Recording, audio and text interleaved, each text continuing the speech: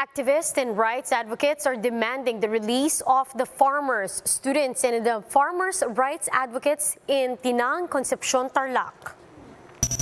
18 immigration officials have been axed due to their involvement in the so-called Pastilla scheme.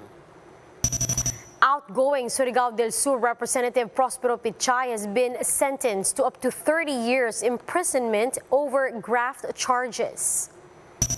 Health experts are divided over Cebu's decision to lift the mask mandate in open areas, but Governor Gwen Garcia stands pat on the decision.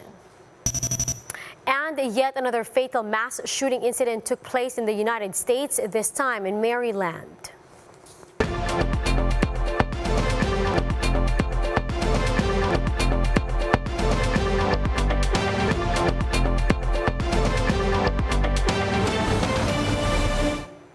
Fast, focused, and fearless. Here's everything you need to know to jumpstart your weekend. I'm Riza Diaz. Cebu Governor Gwendolyn Garcia stands by her order to lift the mandatory use of face masks outdoors despite warnings from the Interior Department. Gemma Vansenia with a story. Less than 24 hours after Cebu Governor Gwendolyn Garcia issued an executive order making the wearing of masks optional, some Cebuanos in the downtown area are already enjoying the outdoors maskless, even in crowded places. But some are not letting their guards down just yet. Hindi pa rin dapat magpakampante kasi ang daming tao rito. Hindi maiwasang may bumahin. Paikot-ikot lang ang virus. For safety pa rin talaga. Yung pinapatupad ni Governor na pag open air, pwedeng walang mask. Siguro dadami ang foreign tourist. Malaking tulong sa amin kapag may mga turista. In Governor Garcia's order, only those with symptoms and those in closed and air-conditioned spaces will be required to wear face masks. But the Interior Department is rejecting Garcia's order, citing that the country still implements IATF guidelines, including the wearing of masks. In a statement, the DILG said the police may even arrest violators in Cebu, but Garcia is standing by her directive.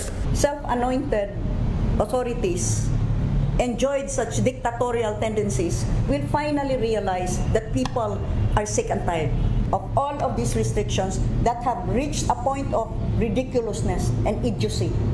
Health officials from Region 7 are backing the provincial government's order. Even the Octa Research Group thinks this is a reasonable move. Reasonable within the context na mababa yung cases sa Cebu. Even right now, we're not seeing an uptick yet sa Cebu. The outdoors naman yung hindi mandatory. Even sa mga ibang areas, even dito sa NCR locally, pag nasa outdoors ako, parang mga hindi masyadong susot ang face mask or hindi maayos yung pagkasot ng face mask. But as for Cebu City Mayor Mike Rama, they would still have to consult with other agencies before completely adapting the policy. For News 5, Gemma Vansenia, we are One News. The Octa Research Group says that Cebu's policy to make masks optional outdoors will not affect other provinces near the region. In an interview with The Big Story, Octa Research member Professor Guido David said that Cebu is separate from its neighboring provinces. This is why it will not affect those provinces with its mask-off mandate outdoors. Unlike in NCR, David explained that mask policies in one area will have different repercussions since it's surrounded by other provinces. What I'm just saying is that each province, maybe each LG has a unique position, and they're better able to evaluate their own interventions at times with the assistance of the national government. David also said that if COVID-19 cases increase, a recalibration of measures is needed or revert to old policy of requiring face masks outdoors. When we have policy recommendations, when there are policy recommendations, there should usually be measures then in place in case there will need to be a recalibration. Kumbaga, what would be the trigger for reverting back just in case? Farmer groups and advocates stage a protest to demand the release of the farmers, agrarian reform beneficiaries, and peasants advocates arrested in Concepcion, Tarlac. Faith Del Mundo with the story.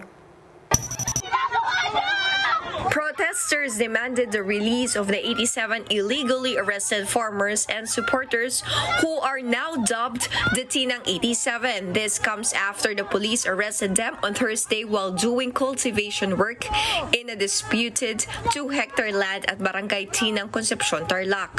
One of the leaders of local group Makasama Tinang said that they only wanted to clear the sugarcane fields so that they can grow vegetables for their families to eat. Farmers groups condemned the arrest, which also included agrarian reform beneficiaries and advocates. Hanggat hindi nila inilalabas ang mga magsasaka at yung mga peasant advocates, human rights workers, ay hindi kami titigil sa panawagan at pagkundina dahil ang Department of Agrarian Reform ay dapat nga niyang ipinatupad na yung mandato o yung desisyon na matagal nang dapat i-install ang mga magsasakang ito sa Hacienda Tinang. Pagbabanta na sila ay kakasuhan ng malicious mischief, no? At saka yung obstruction of justice. So, ibig sabihin ba yung pagbubungkal, yung malayang pagbubungkal sa lupa ay ito yung tugon ng gobyerno. Dakilusang magbubukid ng Pilipinas said that 87 individuals arrested have been held at Concepcion Police Station and slept on cold floors lined with cardboard and plastic bags. The farmers explained that the land was given to them under the Comprehensive Agrarian Reform Program. They also said that certificates of land ownership award title for the 200-hectare disputed land have been awarded to over 200 CARF beneficiaries, but claimed that the same was hidden from them. The Police Regional Office 3 claimed that the farmers demolished the sugarcane plantation owned by Agricultural Cooperative. Authorities said that farmers became unruly and tried to obstruct the law enforcers from performing their official duties. The arrests were made just a day before the 34th anniversary of the enactment of the law that implemented the Comprehensive Agrarian Reform Agreement. For News 5, Faith Del Mundo, we are One News. We'll be back with more stories after the break. Keep it here on One News.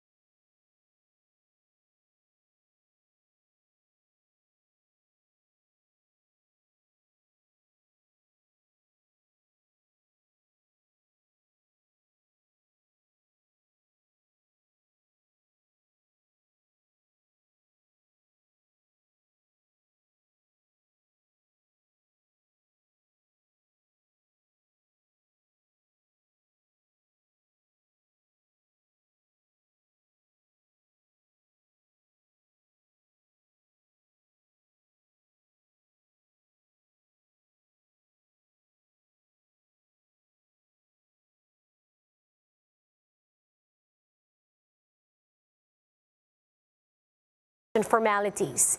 This comes after the Office of the Ombudsman filed graft charges against 43 BI personnel due to their involvement in the so-called Pastilla scheme.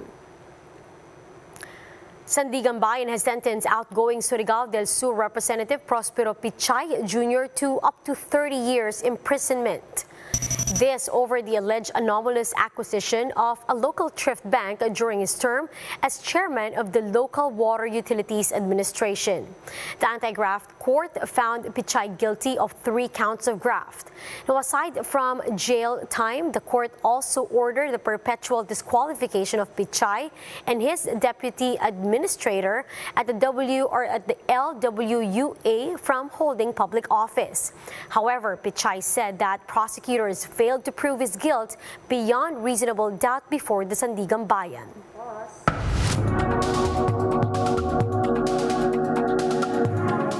At least 3 people were killed after a man opened fire at a factory in Maryland, United States. More details in this Bloomberg Quick Take.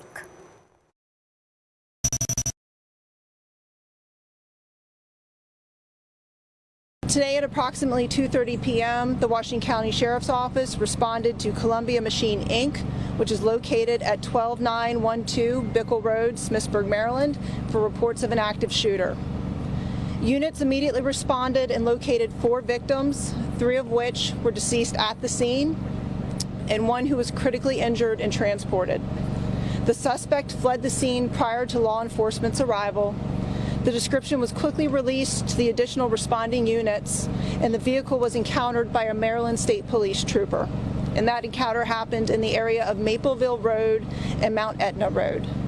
Gunshots were exchanged between the suspect and the trooper. Both were injured and transported for medical treatment. And those are the top stories of the hour. Join us later at 9 in the morning as we continue to monitor today's biggest stories.